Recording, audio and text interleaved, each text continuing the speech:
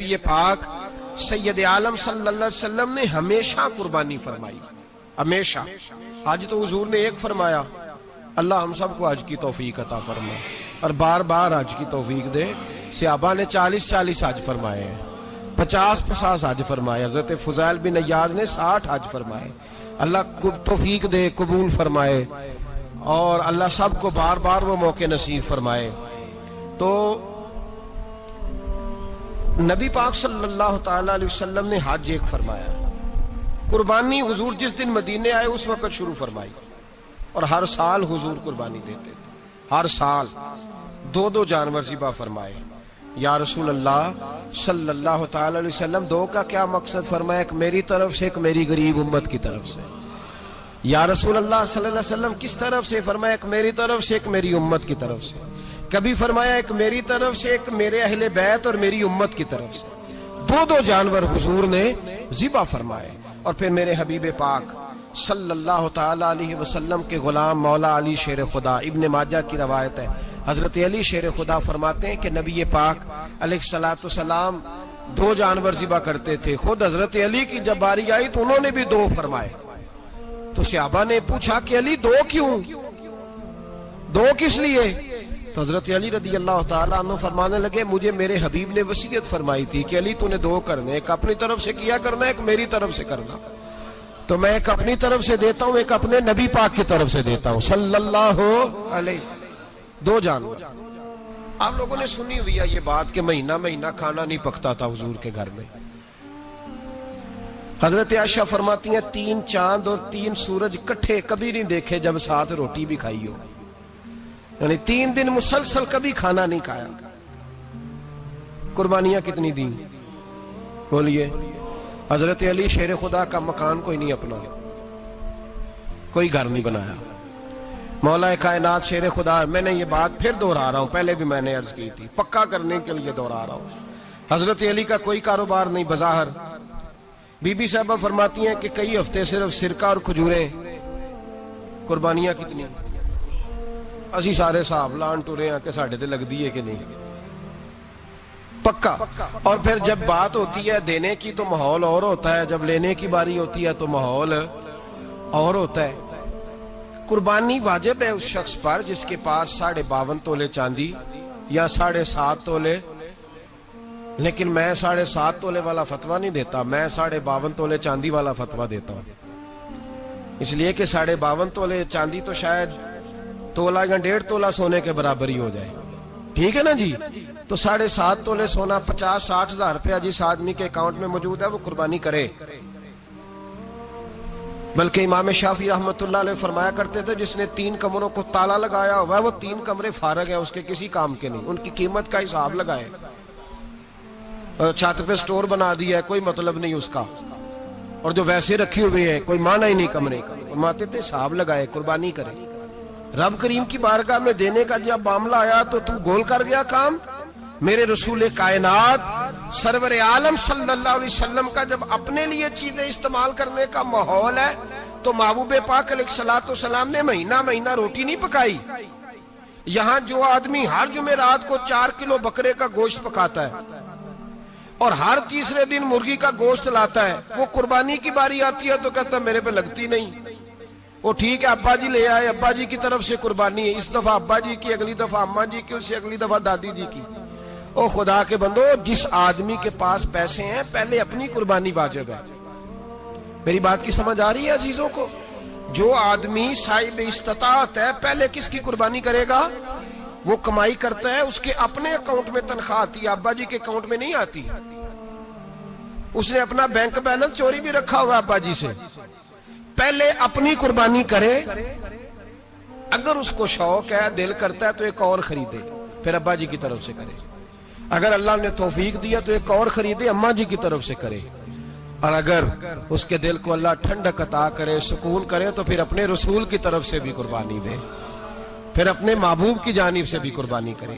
نبی پاک صلی اللہ تعالی علیہ وسلم نے ہر سال 2 قربانیاں دی، 10 سال، کل کتنی ہوگی 10 سالوں میں؟ بولیے۔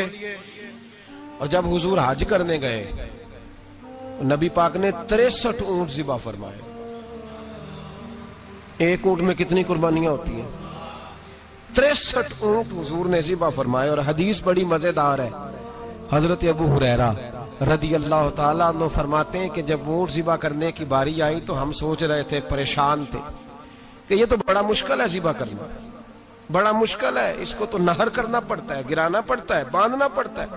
سب سے مشکل کام اونٹ ذبح کرنا ہے. تو نبی پاک صلی اللہ علیہ وسلم کی تو عادت کریمہ ہے، اپنے ہاتھ سے ذبح کرتے ہیں حضور. وہ ہمارا اللہ خیر کرے، اب اللہ ہی حافظ ہے.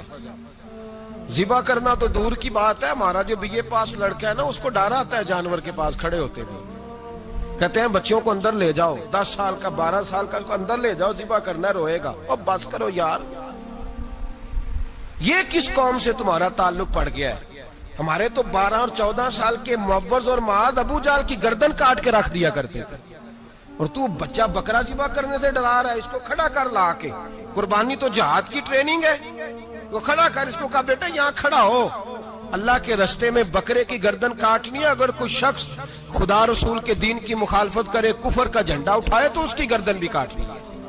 یہ ٹریننگ ہے بچوں کے لیے. یہاں عجیب ماحول ہے، ڈر لگ رہا ہے، پیچھے ہٹ جاؤ. اور جس صاحب کی قربانی ہے وہ بھی کوئی 1.5 کلومیٹر کے فاصلے پہ کھڑے ہیں، دور کھڑے ہو کے دیکھ رہے ہیں.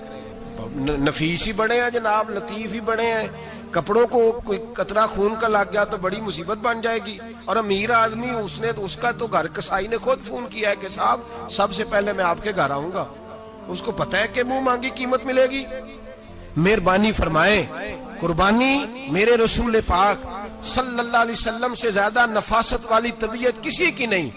صحابہ کہتے ہیں اتنا حسین محبوب کا انداز تھا کہ کبھی کپڑوں پہ مکھی بھی نہیں بیٹھی تھی. اور حضور سے ہم سلام لیتے تھے، دست مبارک چومتے تھے تو ہمارے ہاتھوں سے کستوری کی خوشبو آنے لگتی تھی. اور فرماتے ہیں نبی پاک کا ہاتھ یوں ہوتا تھا کہ برف بھی اتنی ٹھنڈی نہیں جتنا پیارا حضور کا ہاتھ ٹھنڈا ہوتا تھا. پھر بھی حضور دست مبارک میں خنجر پکڑتے، جانور کو لٹاتے اور اپنی طامت کو سمیٹتے، اور اللہ کے حبیب گھٹنا رکھتے اس کی گردن پر، اور بسم اللہ اللہ اکبر کہہ کے ذبح فرماتے. حضور خود دست مبارک سے. تو اتنا زیادہ نازک مزاج ہو گیا ہے کہ اب یہ والی سنت ادا کرنا مشکل ہو گیا تیرے لیے. 63 اونٹ ہیں. اور صحابہ کرام علیہم رضوان فرماتے ہیں کہ حال یہ ہے، ہم سوچ رہے ہیں کیسے ذبح کریں گے، کیا کریں گے، کیسے گرائیں گے. اور نبی پاک صلی اللہ علیہ وسلم کہتے ہیں ہم ابھی سوچ میں ہی تھے کہ حضور نے چھری پکڑی. خنجر جب حضور نے اٹھایا تو فرماتے ہیں اونٹ دوڑتا ہوا آیا اور نبی پاک کے سامنے آ کے لیٹ گیا. فرماتے ہیں اللہ کے رسول نے بسم اللہ اللہ اکبر کہہ کے ذبح کیا. اس نے ٹانگ بھی کوئی نہیں ہلائی، پیر بھی کوئی نہیں ہلایا. وہ کسی شاعر نے بڑی عجیب بات کہی تھی. اس نے کہا پھنسی جو دام میں بلبل تو لگی یوں کہنے، کرے گا قتل کیا تو نے جب اسیر مجھے، کباب شمع کے شعلے پہ کیجیو صیاد، شکل گل نظر آئے دم اخیر مجھے. وہ کہتے ہیں بلبل کو شکاری، صیاد شکاری نے پکڑ لیا بلبل کو. تو صیاد سے بلبل کہنے لگی تو نے پکڑا ہے تو قتل تو کرے گا ہی نا، کھائے گا تو صحیح، ایک میری منت ہے. شکاری کہنے لگا وہ کیا؟ تو بلبل کہنے لگی جب تو مجھے ذبح کرے نا اور پکائے تو مجھے پھول سے بڑی محبت ہے. اس طرح کرنا، کوئلے اتنے زیادہ دہکانا، اس قدر زیادہ آگ جلانا کہ ان کی شکل گلاب کے پھول کی طرح سرخ ہو جائے. تو جب تو مجھے ان پر جلائے گا تو مجھے تکلیف نہیں ہوگی، اس لیے کہ محبوب کا چہرہ جو سامنے آ جائے گا مجھے تکلیف نہیں ہوگی. پھنسی جو دام میں بلبل تو لگی یوں کہنے، کرے گا قتل کیا تو نے جب اسیر مجھے، کباب شمع کے شعلے پہ کیجیو صیاد، او شکل گل نظر آئے دم اخیر مجھے. اعلیٰ حضرت بریلوی علیہ رحمہ فرمایا کرتے تھے، فرماتے تھے بڑی تکلیف ہوگی جب جان نکلے گی. روایتوں میں آتا ہے جس طرح باریک دوپٹہ جھاڑیوں پہ ڈالا جائے، کھینچا جائے تو پھٹ جاتا ہے، یوں تکلیف ہوگی. پر فرمانے لگے رسول اللہ کے غلام کو کوئی تکلیف نہیں ہوگی. حضور کیوں؟ فرمایا اس لیے کہ جب جان نکلنے لگے گی تو سامنے جلوہ ودوحات آ جائے گا. حضور کے جلوے ہوتے رہیں گے تو پتہ ہی نہیں چلے گا جان کیسے نکل گئی. پھنسی جو دام میں بلبل. تو صحابہ فرماتے ہیں کہ اونٹ دوڑتا ہوا آیا، حضور کے سامنے آ کے لیٹا، نبی پاک نے ذبح فرمایا اور فرماتے ہاتھ دھو گئی. حضور نے توجہ فرمائی تو دوسرا دوڑتا ہوا آ گیا. تیسرا آ گیا. حضرت ابو ہریرہ فرمایا کرتے اونٹ ایک دوسرے کو دھکے دیتے تھے, پیچھے ہٹ جا, پہلے میں نے جانا ہے, پہلے میں نے جانا ہے. 63 اونٹ وادی مینا میں حج کے موقع پر میرے رسول پاک نے دست مبارک سے ذبح فرمائے. ہر قربانی حضور نے اپنے ہاتھوں سے فرمائی. قربانی واجبات دین میں سے, ضروریات دین میں سے ہے, اور کوئی اتنا لمبا چوڑا مسئلہ نہیں. بہت ساری چیزوں کو خود بخود مشکل کر لیتے ہیں. ٹی وی پہ خبر آتی ہے فیصل آباد کے 2 بیل ہیں, بولو اور ڈولو, پتہ نہیں کتنے من ان کا وزن ہے. ان سے پوچھا جا رہا ہے کہ بولو ڈولو کھاتے کیا ہیں, تو کہتے ہیں بادام کھاتے ہیں, مکھن کھاتے ہیں. یہ جناب پتہ نہیں ان کو دودھ کتنے کلو روز پیتے ہیں, اور بولو ڈولو بیچارے سے خود نہیں چلا جا رہا. لگ ایسے رہ جیسے وہ خود کہہ رہے ہیں مہربانی کرو ہمیں ذبح کر لو, اب تو اٹھا بیٹھا بھی نہیں جا رہا. او خدا کے بندو, دین کی اصل حقیقت کو سمجھو. یہ تو حضور نے فرمایا خوبصورت جانور لاؤ, یہ کس حدیث میں آیا ہے کہ اسے بادام کھلاؤ؟ آج لوگ انسانوں کو روٹی نہیں مل رہی اور جانوروں کو بادام کھلا رہے ہو. اس کے حصے میں جو اللہ نے شے رکھی ہے نا, وہ چارہ ہے. اس کو چارہ کھلاؤ اور اچھے طریقے سے پیٹ بھر کے کھلاؤ. جانور کو پیٹ بھر کے چارہ کھلایا جائے تو جتنی اس کی طبیعت ہوتی ہے اس حساب سے وہ صحت مند ہو جاتا ہے. باقی یہ تو آپ کسی شخص کو اتنا کھلا دیں کہ اس کا پیٹ اتنا بڑا ہو جائے, پھول جائے, تو وہ بیچارہ تکلیف میں آئے گا کہ نہیں آئے گا؟ یہ کس قسم کا ماحول ہے؟ ایک بکرا بکا ہے لاہور میں, اور سیٹھوں نے شرطیں لگائی ہوئی ہیں, میں 5 لاکھ کا لایا ہوں تو میں 9 لاکھ کا. یہ کیا چکر ہوا؟ مجھے اتنا کھلایا جی اس کو فلاں چیز. یہ کس نے کہا ہے کھلانے کا؟ بادام کھانا کس حدیث میں آیا؟ کس صحابی نے اپنے بکرے کو بادام کھلائے؟ کس نے مکھن کھلایا؟ کس نے پیڑے کھلائے؟ بس کرو, عجیب تماشا لگ گیا. اور یہاں تو اتنی بری حالت ہو گئی ہے کہ عورتیں ناچنے لگی ہیں قربانی کے جانوروں کے آگے, بیبیاں بیچنے لگی ہیں. اللہ کے غضب کو آواز نہ دو. یہ قربانی ہے کہ ہر چیز کا, مذہب کی ہر شے کا مذاق بنا دیا ہے. جس دین نے عورت کی اپنی قربانی بھی ہو تو اس کو ذبح کرنے کی اجازت نہیں دی, مرد ذبح کرے گا. جو دین کہتا ہے کہ عورت ذبح نہیں کرے گی, وہ عورت بیچ سکتی ہے اللہ کے جانور. یہاں جس کا میں نے رمضان میں بھی کہا تھا, پھر بات دہراتا ہوں, سارا سال ناچتے گاتے ہیں, اور عید کا موقع آتا ہے تو 2-4 مولوی بٹھا کے وہ دین سکھانا شروع کر دیتے ہیں. کوئی پتہ ہی نہیں, کوئی خبر ہی نہیں. جس بوتل میں کل تک شراب بک رہی تھی اسی میں دودھ پلاؤ گے؟ جس برتن میں کل تک پیشاب تھا اس میں آج لوگوں کو شہد پلاؤ گے؟ بس کرو, یہ مذاق نہیں, یہ رسول اللہ کا دین ہے. نبی پاک سید عالم صلی اللہ تعالی علیہ وآلہ وسلم نے کوئی ذمہ عورت کے کوئی چیز نہیں لگائی ایسی جس میں اسے مردوں کے ساتھ شامل ہونا پڑے. اور عورت سمجھ ہی نہیں رہی کہ یہ اس کی تذلیل ہے, عزت نہیں. صابن بک رہا ہے تو ساتھ بی بی کھڑی ہے, شیمپو بک رہا ہے تو عورت اس کی جو ہے وہ ایڈ دے رہی ہے. یہ عزت ہے عورت کی؟ رسوا کر دیا تم نے ہر شے میں عورت. اب قربانی کا جانور بھی بی بی بیچے گی؟ غیرت کہاں گئی اس قوم کی؟ میرے رسول پاک سرور دو عالم صلی اللہ تعالی علیہ وسلم کو کسی نے آ کے کہا فلاں قبیلے کے لوگوں نے عورت کو سربراہ بنایا ہے, عورت کو آگے لگا لیا ہے. فرمایا تباہ ہو گئے وہ لوگ, انہوں نے عورتوں کو اپنے آگے پیشوا بنا لیا. جس رب نے عورت کو نبوت نہیں دی, امامت کرنے کا حق نہیں دیا, کس چکر میں لوگ پڑ گئے؟ 5 لاکھ کا جانور کس لیے لائے ہو؟ 5 لاکھ کا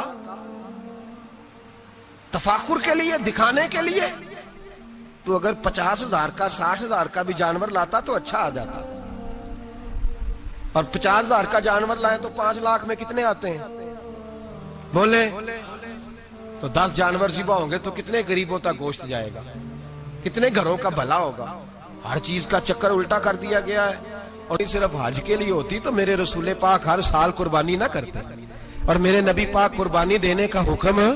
ایک اور بات بڑی لوگ پوچھنے لگے, کہتے جی گائے کی ہوتی ہے, بھینس کی بھی ہوتی ہے کہ نہیں؟ چلو جی اب نئی بات نکل آئی. حدیث پاک میں لفظ آیا اونٹ کا, نبی پاک نے فرمایا بکرا 1 سال کا, گائے 2 سال کی, اونٹ 5 سال کا. حدیث میں لفظ آ گیا اونٹ کا. اب کو بندہ کہے پہلے بتائیں نر کا کہ مادہ کا, تو میں کدھر سے آپ کو حدیث نکال کے دوں جس میں نر بھی اور مادہ علیحدہ علیحدہ ہو؟ حدیث پاک میں ذکر آ گیا دمبے کا، مینڈے کا. اب باقی جو سارے جاگ رہے ہیں نا، اب غور فرمائیں، باقی ایک بکرا ہے، ایک چھترا ہے، ایک دمبا ہے، ایک دیسی بکرا ہے، ایک پہاڑی بکرا ہے، تو علیحدہ لفظ کہاں سے نکال کے دیے جائیں؟ یہ ساری انواع ہیں، اقسام ہیں، نوع ہیں. اسی طرح بھینس بھی گائے کی ایک قسم ہے. امام اعظم ابو حنیفہ فرماتے ہیں النوع منہ، یہ اس کی ایک قسم ہے، نوع میں سے ہے، گائے کی نوع میں سے. آپ عام لفظ بولتے ہیں تو کہتے ہیں بکرا، چھترا، گائے، بھینس، عام لفظ ہے نا. تو جب گائے کہہ دیا تو اب کو بندہ کہے گائے آیا تو پہلے بتائیں گائے تو ہے تو اس میں بیل شامل ہے کہ نہیں؟ تو گائے کی جتنی قسمیں ہیں نا، ہمارے محدثین بھینس کو گائے میں شامل کرتے ہیں. بھینس گائے کی ایک قسم ہے. تو نبی پاک صلی اللہ علیہ وسلم نے جب گائے کا لفظ استعمال کیا تو بھینس اس کے اندر آ گئی. تو اگر گائے کی قربانی جائز ہے تو بھینس کی قربانی بھی جائز ہے. اگر بیل کی قربانی جائز ہے تو کٹے کی قربانی بھی 100% جائز ہے. اس کے اندر 7 حصے ڈالے جائیں گے، اسے قربان کیا جائے گا، یہ جائز ہے. اگر آپ شرعی لفظ نکال کے دکھانے کو کہیں گے تو پھر تو بڑی چیزوں میں لوگ الجھ جائیں گے. پھر کیسے نکالا جائے گا خسی کی جائز ہے کہ نہیں، جو خسی نہیں اس کی جائز ہے کہ نہیں، فلاں کی. تو ان تفصیلات، ہاں بہت ساری چیزوں کی تفصیلات حدیث میں ہیں لیکن ساری چیزوں کی موجود نہیں. اس لیے میرے عزیز یاد رکھیں، بھینس کی قربانی بھی ہوگی، گائے کی بھی ہوگی، بیل کی بھی ہوگی، کٹے کی بھی ہوگی. جن کی نہیں ان کی نہیں. ہم نے کبھی کہا ہرن کی قربانی بھی ہوگی یا مرغی کی قربانی بھی ہوگی. تو حدیث مبارکہ کے اندر جو چیزیں موجود ہیں ان کی جتنی اقسام ہیں ان سب کی قربانی کرنا ہاں جائز ہے. اور میرے نبی پاک صلی اللہ علیہ وسلم نے فرمایا جانور خوبصورت ہو، لنگڑا نہ ہو، کانا نہ ہو، زخمی نہ ہو، خوبصورت جانور لاؤ، اس کو لا کے ذبح کرو. لوگ کہتے ہیں چلو اتنے پیسے اللہ کے راستے میں دے دیں، تو یہ کافی نہیں کافی. مسلم شریف میں، بخاری شریف میں میرے نبی پاک سید عالم صلی اللہ تعالی علیہ وسلم نے فرمایا 10 ذی الحج کو اللہ کی نظر میں ابن آدم کا سب سے پسندیدہ عمل. لیکن نا 10 ذی الحج کو، کل 10 ذی الحج ہے تو بڑے کام ہوں گے. فجر کی نماز بھی ہوگی، تکبیرات تشریق بھی پڑھی جائیں گی. آج فجر سے شروع ہو گئی نا، 9 کی فجر سے لے کر 13 کی عصر تک تکبیرات تشریق پڑھی جائیں گی. اللہ اکبر، اللہ اکبر، لا الہ الا اللہ واللہ اکبر، اللہ اکبر وللہ الحمد، اللہ اکبر، اللہ اکبر، لا الہ الا اللہ واللہ اکبر، اللہ اکبر وللہ الحمد، اللہ اکبر، اللہ اکبر، لا الہ الا اللہ واللہ اکبر، اللہ اکبر وللہ الحمد.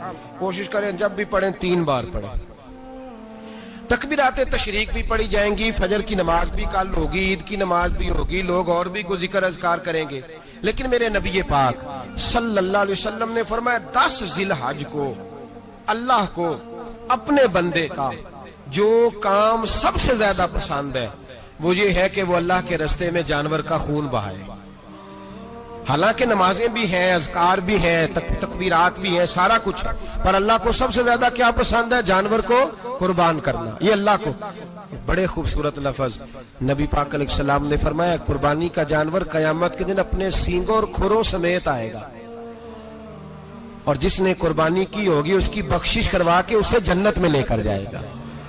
تو فرمایا ابن آدم کا سب سے پسندیدہ عمل یہ، سب سے پسندیدہ، کہ وہ 10 ذی الحج کو قربانی کریں، کوشش کریں خود ذبح کریں اپنا جانور. یہ حضور کی سنت ہے. یہ نہ ہو سکے تو نبی پاک صلی اللہ علیہ وسلم نے اپنے ہاتھوں سے ذبح کرنے لگے حضرت فاطمہ کا جانور. تو فرمایا فاطمہ ادھر آ کے اس کے پاس کھڑی ہو جاؤ، میں تمہارا جانور ذبح کرنے لگا ہوں. اپنے جانور کے پاس کھڑے ہوں.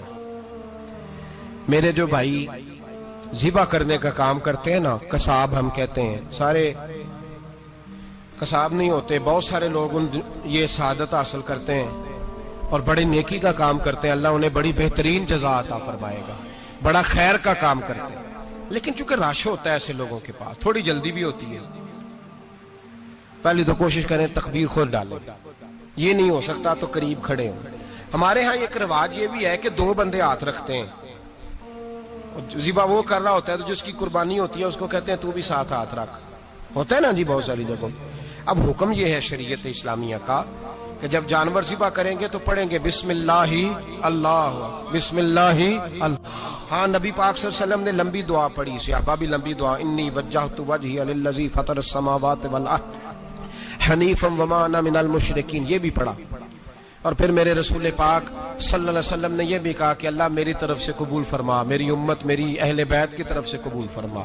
صحابہ جب جانور ذبح کرنے لگتے پہلے یہ دعا پڑھتے، پھر کہتے اللہم تقبل منا کما تقبلت خلیل کا ابراہیم علیہ السلام وتقبلت حبیب کا محمد صلی اللہ علیہ وسلم، اے اللہ ہم سے بھی قبول فرما جیسے تو نے حضرت ابراہیم سے قبول فرمائی اور جیسے اپنے حبیب حضرت محمد صلی اللہ علیہ وسلم سے قبول. یہ ساری دعا پڑھی. اور جب جانور ذبح کرنے لگے تو پھر پڑھیں بسم اللہ اللہ بسم اللہ اللہ. اچھا دو آدمیوں نے ہاتھ رکھا ہوا ہے، دو آدمیوں. اب اگر ایک نے بھی نہ پڑھی بسم اللہ اللہ اکبر تو جانور حلال نہیں ہوگا، دونوں کو پڑھنا پڑے گا. یہ مسئلہ یاد رکھنا. ایک اور بات بھی بتانی ہے آپ کو، وہ بھی آپ نے یاد رکھنی ہے. قربانی کے بڑے جانور میں کتنے حصے ہوتے ہیں؟ 7. اب 7 حصوں میں 7 کی نیت قربانی کی ہونی چاہیے، 7 کی. 6 حصے ڈال گئے جو چلے تھوڑے سے زیادہ امیر لوگ نہیں تھے، نارمل تھے، انہوں نے 6 حصے ڈال لیے. 7واں امیر آدمی تھا، اس کو جا کے کہا یار ایک حصہ نہیں مل رہا تو چل تو نے تو 2-3 بکرے لیے ہوئے ہیں تو بھی شامل ہو جا. اس نے پہلے تو کہا نہیں یار میں نے اب لے لیے. پھر جب اصرار کیا تو کہا چلو ٹھیک ہے بڑے گوشت کا قیمہ کرا لیں گے. تو اس طرح کرو ڈال لو میرا بھی حصہ. اب 6 کی نیت قربانی کی، 7ویں کی گوشت کی، کسی کی بھی قربانی نہیں ہوگی، گئے سارے. اب اس کے لیے شرط کیا ہے کہ اس کو بھی آپ، اصل میں ہمیں مسائل نہیں آتے، نہ ہم سیکھتے ہیں نہ پتہ کرتے ہیں، پھر خرابی ہوتی ہے.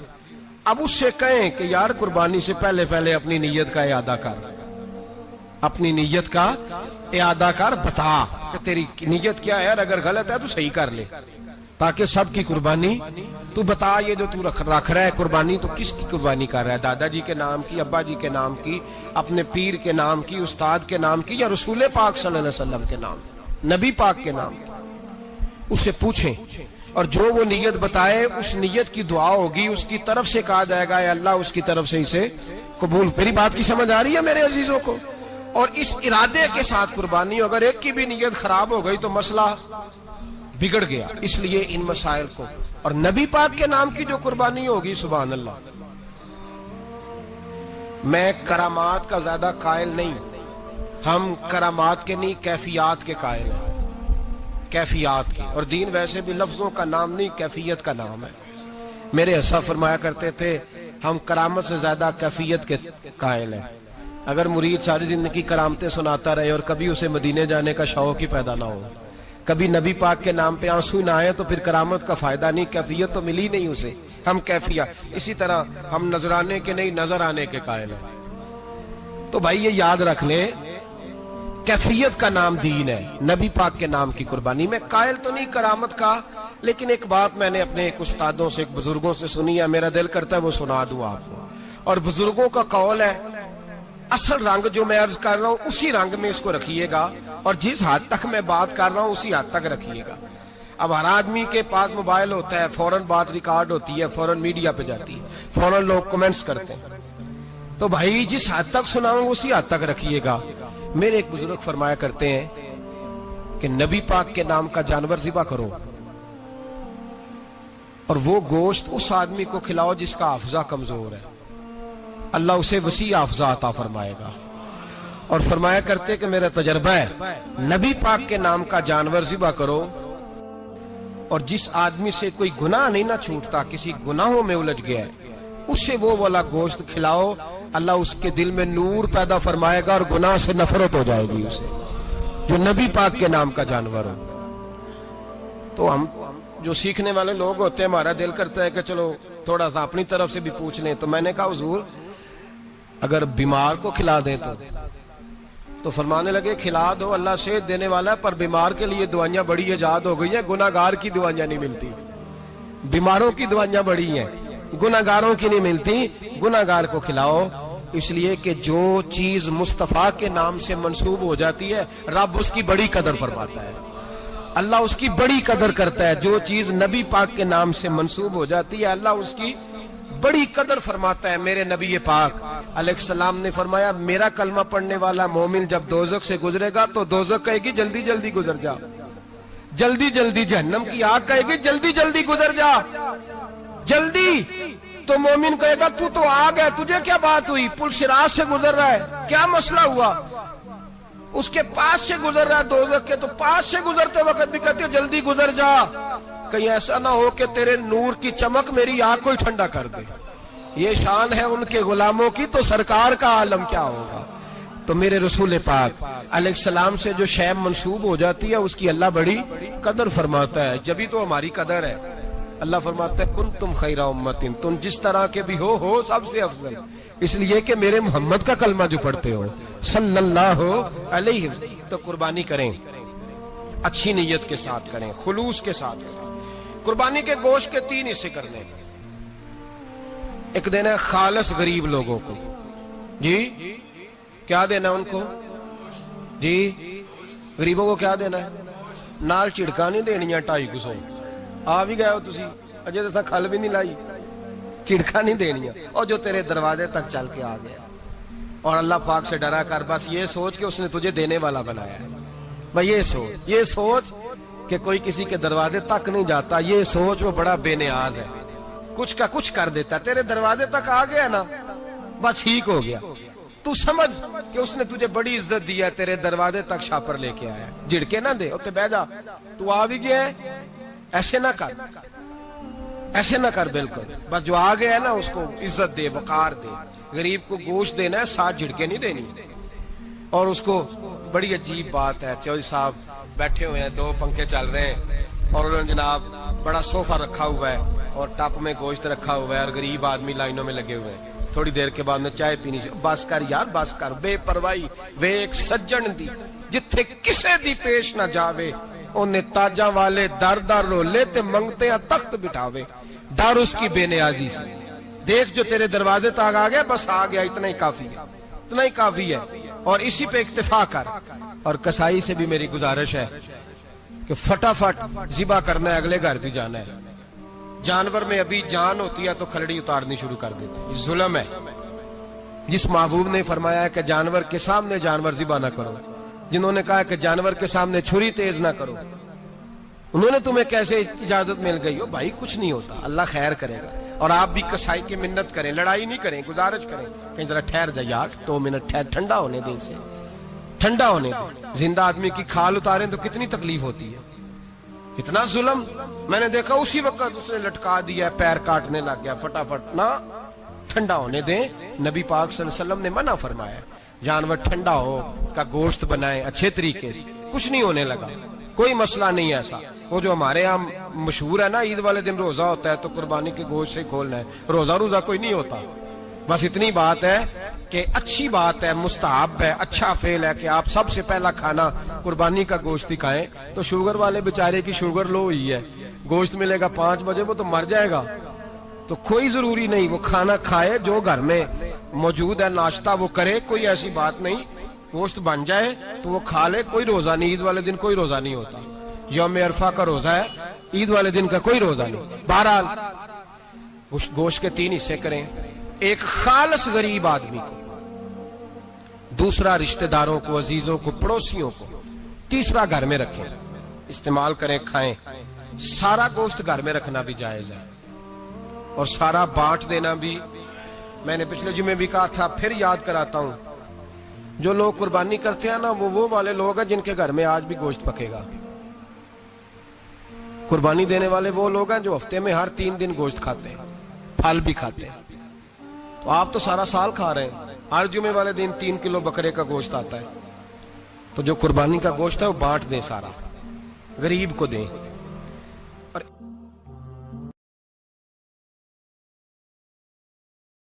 काफिर इसी पिच हो गया, फिर तस्बीह मुसल्ला की करना। اساں ظاہر نو رب منیا اے باطن دا اللہ کی کرنا اساں ظاہر نو رب منیا اے باطن دا